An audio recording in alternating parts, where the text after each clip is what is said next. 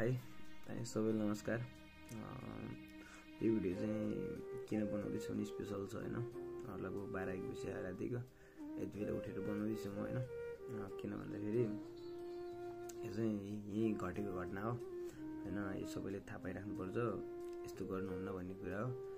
अनि के भएछ भने घटना चाहिँ खास एउटा केटा र केटीको हो। अनि तिनीहरू चाहिँ केही वर्षमा 1 वर्ष लगभग भएको रहेछ यहाँ आएको। अनि केटाले केटी चिन्दैन, केटीले केटा चिन्दैन, दुवैजनाले चिन्दैन थियो पहिला। अब भेटघाट पनि थिएन, आकस्मिक भेटघाट भएछ क्या। अब कता कता यताउति बाहिरतिर भेटघाट भएछ। बाहिरतिर भेटघाट भएपछि अब त्यही हो, नम्बरहरू लिने, अब यताउति बिस्तारै उनीहरू बोल्दै गएछ।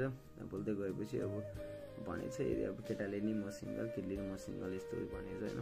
अनि उनीहरू यस्तो भएपछि लभ परेछ क्या, खत्रै लभ परेछ। अनि लभ पर्दै गएपछि अब केटी पनि सिङ्गल, केटा पनि सिङ्गल भएपछि उनीहरू लभ पर्ने रिलेसनमा बसेछ, मजाले रिलेसनमा बसेछ। केही लगभग 6-7 महिना रिलेसनमा बसेछ। अनि अब उनीहरू यति भएपछि अलिक सोच्यो होला नि त, हाम्रो रिलेसन एकदम पक्का छ, एकदम त्यस्तै सोच्यो होला है दुवैजनाले। अनि पछि बिस्तारै अनि लगभग के भएछ भने लास्टमा चाहिँ अब केटी चाहिँ खास चाहिँ केटाभन्दा केटीहरूले अगाडि आएरहेछ। अनि केटी चाहिँ घर छुट्टी जाने भनेर यहाँबाट चाहिँ नेपाल छुट्टीमा जाने भनेर चाहिँ घर जाने भनेर चाहिँ। अनि त्यहाँबाट के भएछ भने लगभग केटाले चाहिँ फेरि केटीले धेरै पैसा हाल्दो रहेछ क्या। लगभग यहाँको कति 4,000 युरो समथिङ, 4,000 भनेपछि नेपालको 6 लाख जति चाहिँ केटीले पैसा हालिदिएको रहेछ है। अब कसरी हालिदिएको त्यो मलाई थाहा होइन, हालिदिएको रहेछ। अनि त्यसपछि के भएछ भने घर जान्छु भनेर चाहिँ अब टिकट काट्यो अरे होइन। अब टिकट त ओरिजिनलै काट्यो, के काट्यो त्यो थाहा भएन। अनि बिदाई गरेर अब 1 महिना समथिङ त्यस्तै 22 दिनको छुट्टी पाउँछ कम्पनीबाट। अनि छुट्टीमा घर जाने भनेर टिकट काटेछ। अनि गयो अरे। अनि त्यहाँबाट पछि अनि अब जस्ट त्यहाँबाट गएपछि भोलिपल्टसँग कुरा चाहिँ भइरहेको थियो अरे। त्यसपछि त मान्छे गायब भयो अरे।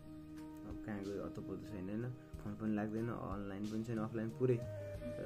त्यसको लगभग केही समयपछि, हप्ता दिनपछि चाहिँ उसको साथीबाट थाहा भयो अरे कि ऊ त त्यहाँबाट नेपाल होइन भागेर अर्को देश गएछ अरे क्या। यहाँबाट भागेर अर्को देश गएछ अरे क्या लास्टमा। अनि पछि सबै कुरा बुझ्दै जाँदाखेरि त ऊ एकदम व्यवहारिक रहेछ अरे क्या, त्यो केटी पुरै बे गरेको रहेछ अरे। अनि घरमा एउटा बच्चा नि रहेछ अरे क्या, सानो बच्चा सहितको मान्छे रहेछ अरे। अनि यता उसले थाहा नभएको कसरी बस्यो, कसरी भन्यो होइन, कसरी रिलेसनमा बस्यो त्यतिसम्म होइन। सो त्यही भएर अनि अहिले त्यो थाहा भएको कारणले केटा पागल भइसक्यो। केटा एकदम पैसा नि त्यत्रो खाइदियो होइन। उसको लगभग 8-9 महिनाको कमाइ थियो होला, त्यो पनि झाम पारिदियो होइन। केटी फेरि उतातिर अर्को देश गइदिएछ, अब सम्पर्कमा छैन। अनि अब कता केही थाहा छैन होइन। सो त्यही भएर विदेशमा हुनेहरूलाई चाहिँ म के भन्न चाहन्छु भने प्लिज है, अब लभ गर्दैछ भने त्यसको ब्याकग्राउन्ड फुल जानेर मात्रै लभ गर्नु है। सहीसँग लभ नगर्नु, गर्नै छ भने त्यसको बारे ब्याकग्राउन्ड फुल जानेर होइन बुझेर मात्रै गर्नु होला। नत्र फेरि यस्तै दुःख पाउँछ होइन। अनि अर्को एउटा घटना पनि छँदैछ, यो चाहिँ केटीको बारेमा हो। त्यो चाहिँ म नेक्स्ट भिडियोमा भन्छु। सो त्यही भएर प्लिज बी केयरफुल हुनु है। अब केटीलाई दोष दिएको नि होइन मैले होइन, तर खासमा चाहिँ अब यस्तै घटना भएको रहेछ। सो त्यही भएर लभ पर्नुभन्दा अगाडि चाहिँ होइन दुवैजनाले फुल इन्फर्मेसन लिएर होइन एकअर्काको बारेमा जानेर मात्रै लभ पर्नु, हावाचालमा लभ नपर्नु है। फेरि जान्छ त बिचरा त्यत्रो कति 8-9 महिनाको कमाइ खाइदिन्छ है। अब सधैँ केटीले खान्छ भने कहिलेकाहीँ केटाले पनि खाइदिन्छ, त्यो भइरहेको हुन्छ। सो त्यही भएर है यसो बुझेर के गरेर मात्रै गर्नु होला।